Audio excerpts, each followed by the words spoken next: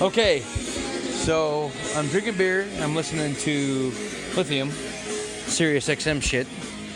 Lithium on Sirius XM. That's what I'm listening to. That's where that Green Day is coming from. So anyway, I'm working on this 2004 Lexus rx330, and I had to replace the radiator. And if you haven't done it yet, well, let me fucking tell you something.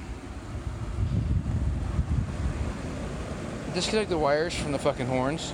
Don't disconnect the horns from the frame. Disconnect these two things right here. This bolt right here, it might have a cap on it. It might look a lot like this. Nah, I don't have the cap with me. It's in a tray somewhere. Anyway, black cap, looks like a fucking circle. You'll be like, shit, should I take that off or what? And you don't know. So you'll probably figure out this shit and this shit. See the clip, bolt, clip. It's all plastic behind the metal shit. So anyway, to replace the radiator, if you open it up and you got right under here, get some screws that run through here. It's a black bracket. It's attached to this piece right here that's inside the rubber grommet. And there's screws in here. And those screws hold all the hardware together that ties the radiator to the cross member, because you gotta take these bolts off here, and you gotta take these bolts off here and down here. You get that done, well, by that time you've had the intake off, the intake below that off, and you've done all the things you gotta do. But this particular model of rx330 was assembled in Japan, and the front end got taken out, so the right headlight, boom, is brighter than the left headlight. Fog light's better. It's a shade thing too, so don't worry about the shade thing. Anyway, plan on taking out the AC condenser. No shit. In the book, it says 2004 and later, you can take out the radiator without taking out the AC condenser. Don't fucking plan on it.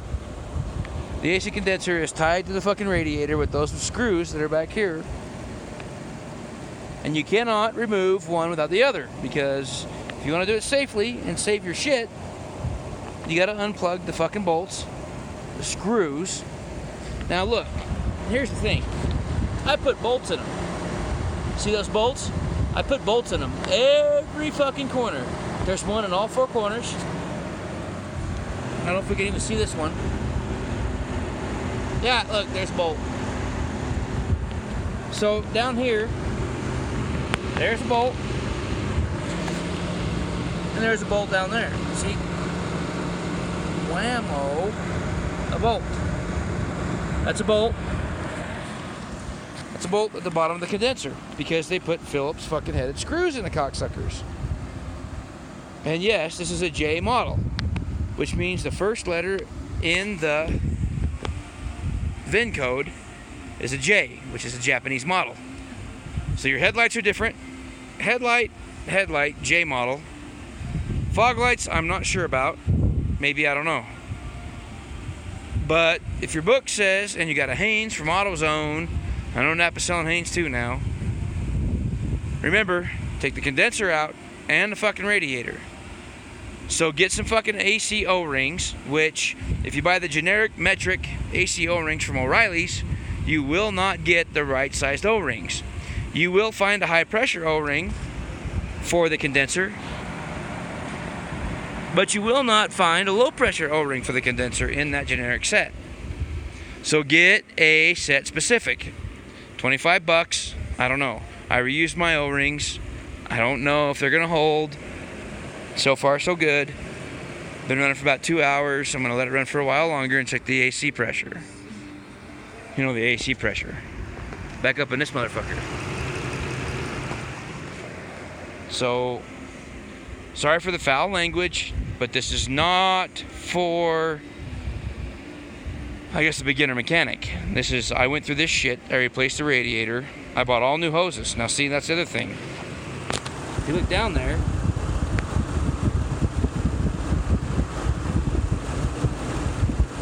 Down there in the bottom of that, there's a bunch of hoses, mostly transmission cooler hoses. There's about 5 of them. I use 3/8. I got fuel injector hose. And I went back to AutoZone, yes, but fuel injector hose from AutoZone, thicker than the TOC, which is probably your transmission oil cooler lines, because the fuel hose is rated for fuel injection. So to be rated for fuel injection, it has to be rated for a certain pressure. That certain pressure has to put stress and stretch on the hose. It was thicker than the TOC hose. So I went back to AutoZone, I asked for 3/8 fuel injection line, and of course, the store manager wasn't there, and the guy that helped me on Saturday wasn't there, and I'm there on a Sunday, so they had to give me not the fuel injection line, the TOC line, which is thinner. But we'll see how it holds up. The bottom shit is all fuel injection, and above that, I've got TOC line. So for what it's worth, if you replace your own radiator on your 2004 Lexus rx330, plan on that shit. And if you want to know about changing the spark plugs and you're like, holy fuck, I'm reading the directions, I can't believe it, yes, your Haynes manual is correct. You have to remove your wiper blades and your wiper motor and the tray that your wiper motor homes in to be able to change your spark plugs. That was what instigated this whole fucking radiator change. It was a bit of a nightmare, but at least the Japanese don't have a loose nut on the backside of the bolts. Most all the bolts have welded nuts, and the assembly is not that bad. Once you get done with it, you go to put it back together, don't hesitate putting it back together. I know it seems like a lot of work, you got to fix that shit, but it goes back together so much better than it comes apart. And the sooner you do it, the better you'll remember what you did. So, happy beers, change your radiator on a 2004 Lexus RX 330 from Japan.